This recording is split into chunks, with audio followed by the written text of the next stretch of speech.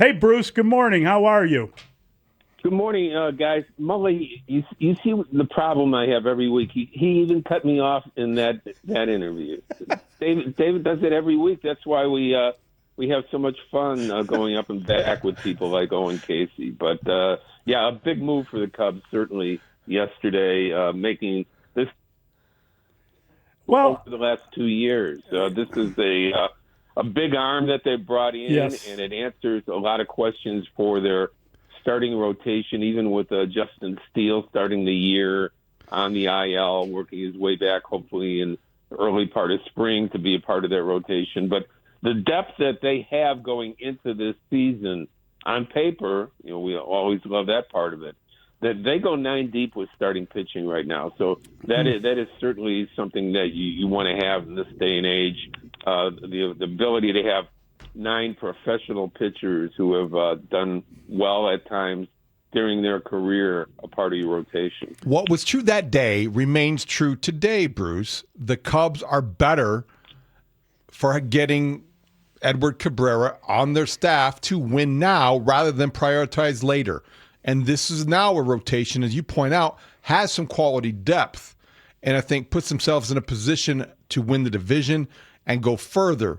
The question is, number one, how should we be concerned about injuries? How much should we worry about his past? Well, the amount of inventory you gave is concerning. It's 2 years in a row that you gave 3 young players for a top player. Last year it was Tucker. I think that worked out pretty well, although in the long term, you're going to have Smith, maybe a star player in the league. That's the price you pay. But they got a lot out of it the first half of last year in Tucker.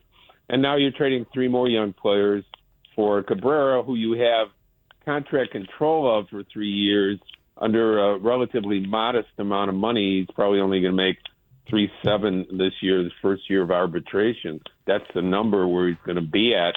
So the risk as far as the elbow and having tendonitis and some questions about, the longevity of his ability to throw 30 times a year as a starting pitcher, that's there. But the risk is more in the inventory of the players that you gave up rather than in the fact that he might get injured down the line.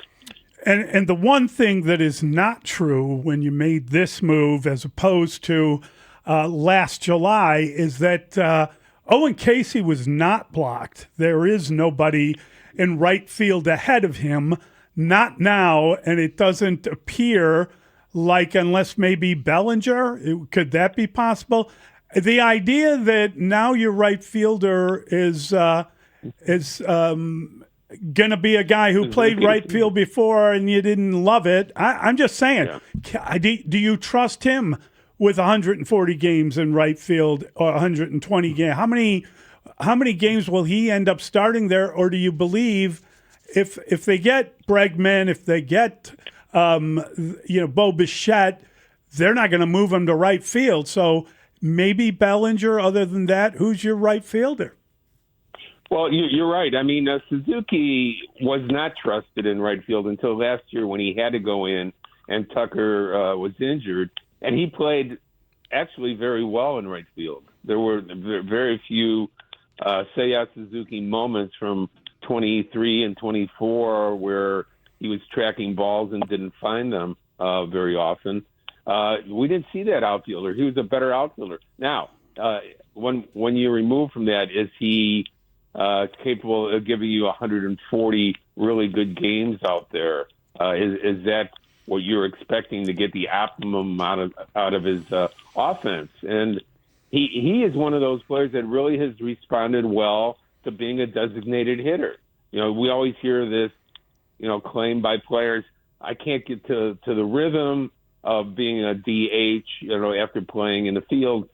He never gave any of those excuses. He just went out there and was a true all-star player the first 3 months of the year. He didn't make the all-star team, but he was outstanding, and he was one of the main reasons why they built up a big lead and were so far over 500 going into the break that they were able to hold on in the second half, even though they were only 7 games over 500 the rest of the year and being in the playoffs. So I don't have the answer for you other than I can say 2 names, Bellinger and the return of Tucker. We have not heard anything about the return of Tucker from anybody. Tucker had a miserable time at Wrigley Field last year, hitting .236 with an OPS under 700 and drove in 36 runs in his time at Wrigley. So maybe he doesn't even want to come back to Wrigley. He loved the Cub experience, loved the organization, his teammates, but not the end result. So we don't know how that's going to work out, if he's going to get a shorter-term deal than the $400 million that was initially projected. But it's Tucker, Bellinger. Bellinger seems to be the favorite among people in Chicago for returning. It's going to cost you some money because there's a bidding war going on for him right now. Looking at this trade, it addresses one of the big needs, the offseason need for pitching, start top of the rotation stuff. Okay, that's one part of this. It suggests, though, that the companion move would be because you got a pitcher under cost control through 2029. Now, this isn't prospect capital. This is now financial capital you can spend on a free agent. So, Bruce, number one, do you agree with that premise? And secondly, how would you rank the 4 possibilities or likelihood of guys Bichette, Bregman, Tucker, Bellinger? If those are the 4 guys left, what are the chances the Cubs could attract or sign any of those 4?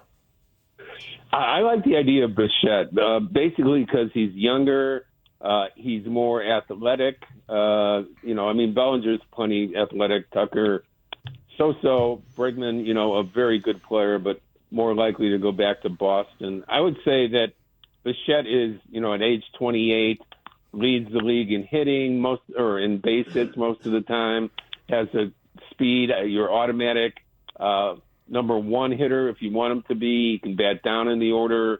Versatile infielder, has not played third.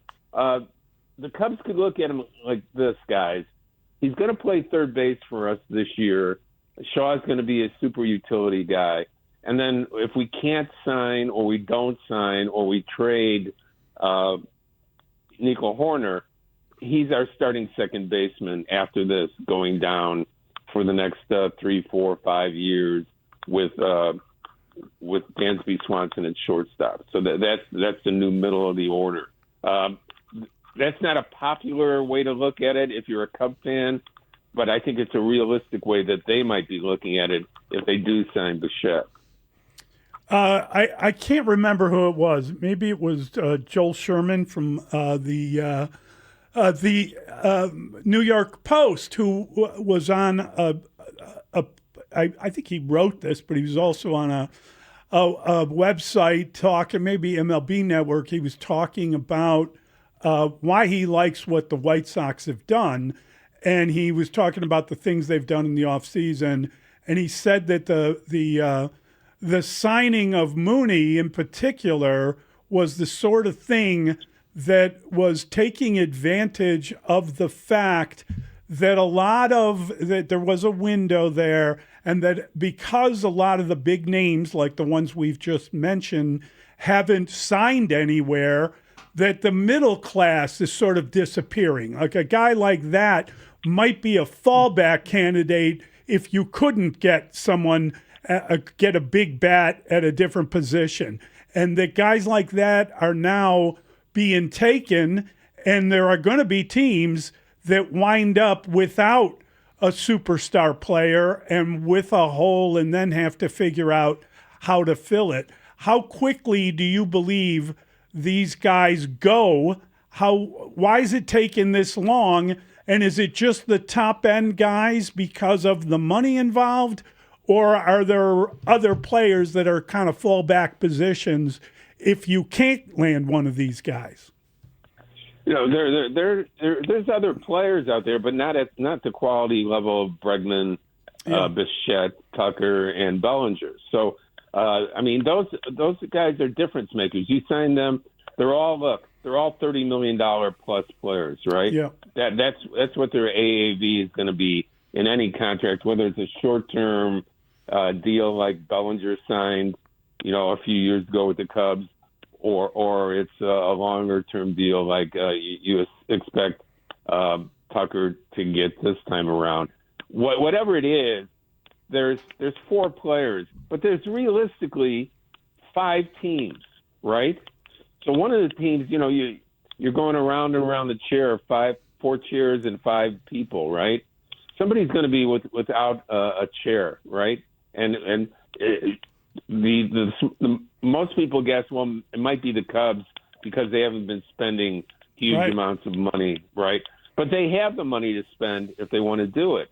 And the consensus is that they're having conversations about all these players. I don't necessarily have any tracking on Tucker and the Cubs talking, but certainly they've talked about Bellinger, Bichette, and Bregman. They've had many conversations about Bregman. They've been recently attached to Bichette in conversations, and Bellinger is that there's a bidding war maybe with the Mets and the Yankees right now. Right. So we don't know if he's going to end up 35 times 6 or 7. We don't know what that's going to be. But the Cubs can spend the money. They have the money. Just depends if they do it or not. And we'll wait and see if that happens. But again, they've been called cheap by many reporters, many baseball media people. We'll see how it shakes out. All I know is they won 92 games last year. They should be projected in the 90s again this year after this move, and they should probably be projected to beat the Brewers in a division that they haven't won since 2017. Bruce, quickly before we let you go, who has a better 2026, Owen Caissie or Seiya Suzuki? Well, it depends on how much Caissie plays. I was reading Ken Rosenthal's article in The Athletic, and he said that they're looking at 2026 for Caissie as a developmental year. That he might not be the 150-game player that they're traded for. I doubt that, but that's Kenny's look at it. I think that Cabrera is going to be a dominant pitcher. He keeps his health, and he had the tendonitis last year a little bit that prevented him from throwing about 6 games. But that's the power arm you want. That's the power arm in the rotation of your Chicago Cubs, your 1, 2, and 3 pitchers with him and Horton and Boyd. Great stuff. Appreciate it, Bruce. Great catching up with you. All right, guys. Thanks, Bruce. Have a great day.